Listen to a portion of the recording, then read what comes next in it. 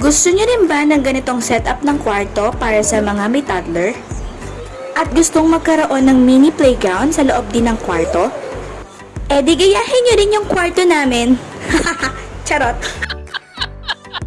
Kidding aside, bale, ganito kami during day off. Linis ng kwarto, yan, general cleaning ang nanay nyo.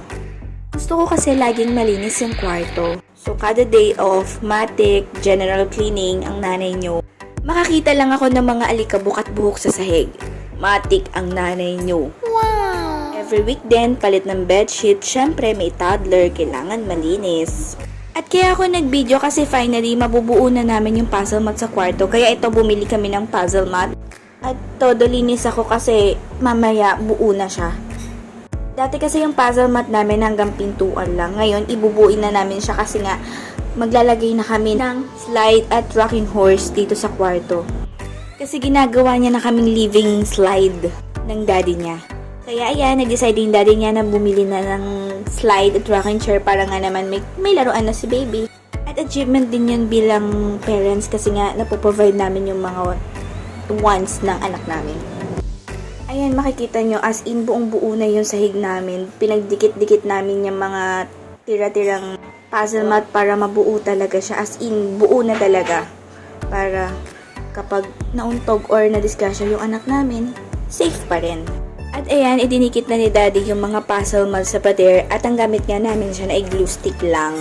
At kung makikita nyo, hindi parehas yung unang puzzle mat na binili namin. Sa ibang shop ko siya binili at hindi ko alam na meron din pala nung parang may dugtungan sa dulo. Kaya mas napaganda yung puzzle mat namin ngayon. Hi! So ayan, si Daldalita. PC Yarn, gamit niya nga pala yung anti-rad na namin na para sa mga bata para iwas nga naman radiation sa kanya. Ayan, excited na kami! Ayan nga, ina-unbox ni daddy yung rocking chair niya. Grabe, sobrang tagal namin yung ananta. At worth it naman nung dumating kasi nga kitang-kita sa anak namin yung saya. At excitement to nakita niya yung laruan.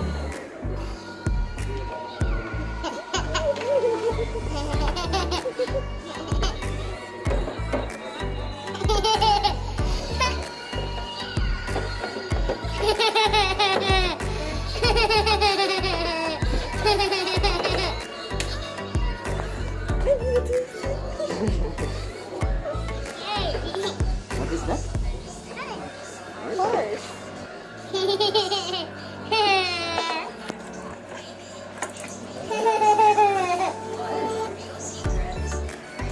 Sakay!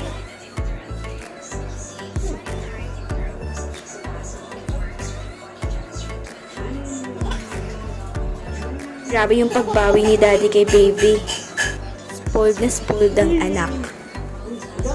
Pero yung ngiti niyan, abot hanggang tenga. Sobrang tuwang-tuwa din siya nung dumating yung mga laruan ni baby.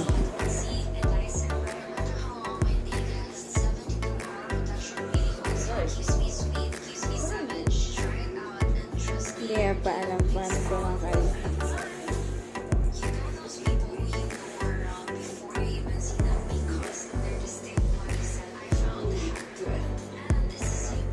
Wow!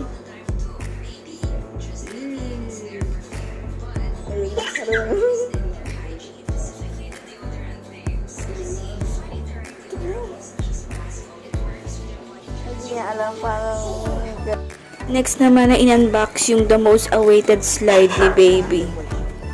Shoutout nga pala kay Chris Marvin.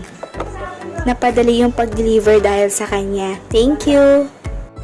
At ayan nga, ina-assemble na ng daddy ang kanyang slide. At may isang bata na sobrang excited na agad mag-slide na ng kanyang slide.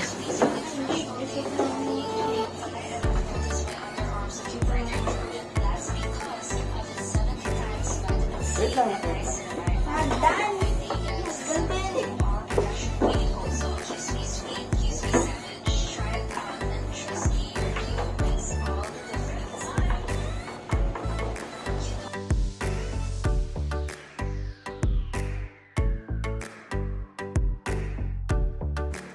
sobrang worth it at sobrang happy kasi kitang-kita sa mukha ng anak namin yung saya at excitement.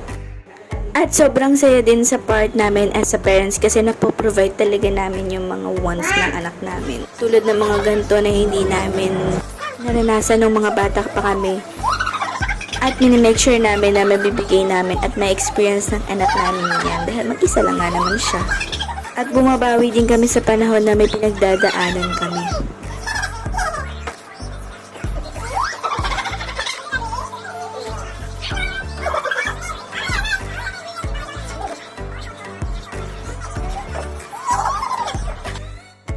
At ang nanay nyo hindi pa rin tapos. Oo, mga sis, pati pader nililinisan ko ganyan. Ako ka-arte. Ginagawa ko siya once a month. Or pag may nakikita na ako mga white stain sa may pader, ayan, matik linis na. Buo yan. Iniikot ko talaga yan. Gusto ko lagi siyang makinis. I-share ko nga pala sa yellow basket ko yung mga pinagbilan namin ng mga gamit na binili namin kay baby. At umorder na rin kayo kung gusto nyo maging masaya ang inyong mga buhay-buhay! Char! Ayan nga, patapos na ang aking vlog at a voice over. Ito na yung before and after. Yan, thank you sa inyo sa panonood. And a happy home is a happy life. Bye!